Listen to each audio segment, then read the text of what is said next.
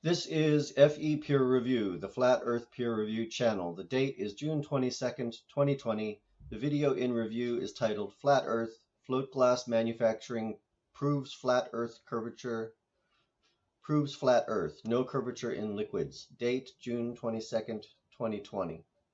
The video is by Daniel Pratt 2.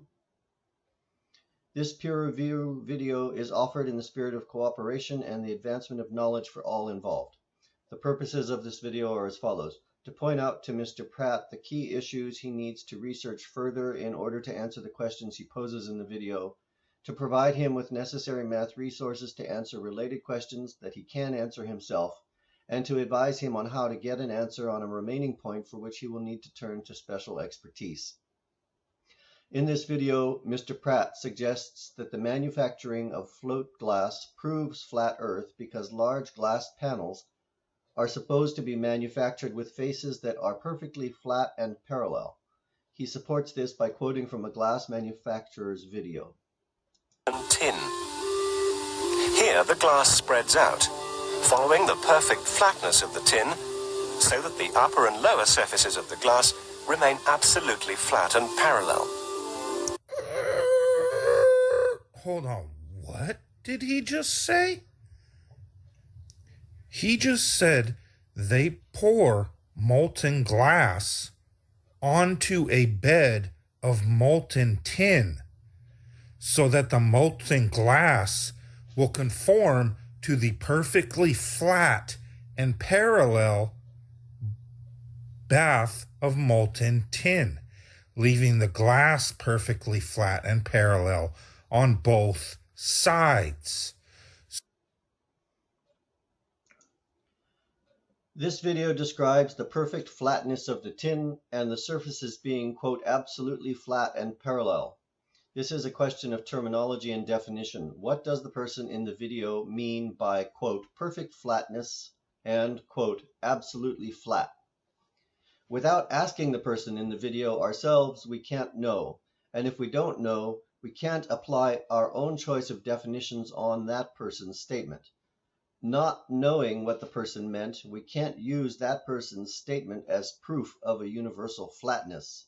However, within the context of glass manufacturing, perhaps we can draw some conclusions about what, quote, perfect flatness might mean.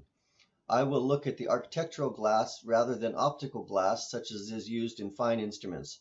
First, this is because optical glass is typically ground down after casting to achieve the incredibly fine tolerances needed for its applications. And second, because the issue of distortions in flatness due to Earth curvature would increase with larger glass panels, and the largest glass panels are typically used in architectural applications. Saint-Gobain is one of the largest manufacturers of architectural glass. Their materials are found in the most important skyscrapers around the world. They have pioneered the manufacturing of glass in amazingly large sheets. The image seen on their webpage is the Apple Store in San Francisco, this image here. I don't know the specific size of the sheets used in that store, but Saint-Gobain says on their website they are able to make sheets as large as 18 meters by 3.21 meters, which is 59 feet by 10.5 feet. So within the context of those kinds of distances, how flat does glass need to be to exceed the architectural and engineering requirements? That would give us an idea what, quote, perfect flatness could mean in the context of the glass manufacturing video Mr. Pratt referred to. Instead of answering that question directly, I suggest Mr. Pratt that he needs to determine how not flat a sheet of glass would be if it were cast on a molten bed that followed the theorized globe Earth surface. It is not my intention to do Mr. Pratt's work here, but simply to point him toward resources he can use to do that work himself. To calculate the non-flatness, he needs to look at circle geometry, specifically what is called the sagitta or bulge. In this diagram, there are four entities: radius, chord length, arc length, and the bulge or sagitta. If you know any two of them, you can find the others using one of the equations below. A link will be in the description. These equations. Mr. Pratt, in your case, what you know is the length of the glass sheet, 59 feet. If the purpose is to compare the difference between that sheet, if it was manufactured on a flat earth compared to a globe earth, then that 59-foot dimension on the globe earth would be the arc length, 59 feet. And you could calculate the sagitta or bulge from that. Once you have done that calculation, you could compare that to a sheet of perfectly flat glass. And then you could compare the difference to the requirements of building construction, the levels of tolerance needed in the material dimensions. In short, how flat does a sheet of glass need to be to satisfy the requirements of building construction? If you don't know what those tolerances are, then you could consider asking someone expert in the construction field, preferably an architectural specifier.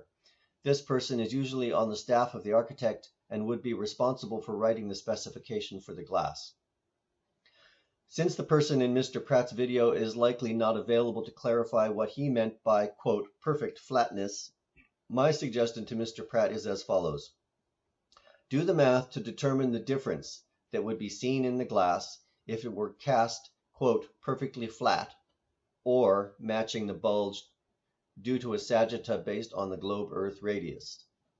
Then compare the difference between those two sheets of glass and use some common sense or seek the advice of an architectural specifier to determine if that difference falls within the norms of architectural glass.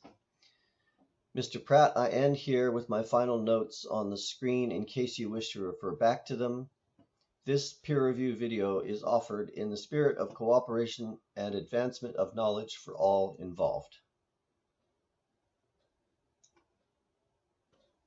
Thank you.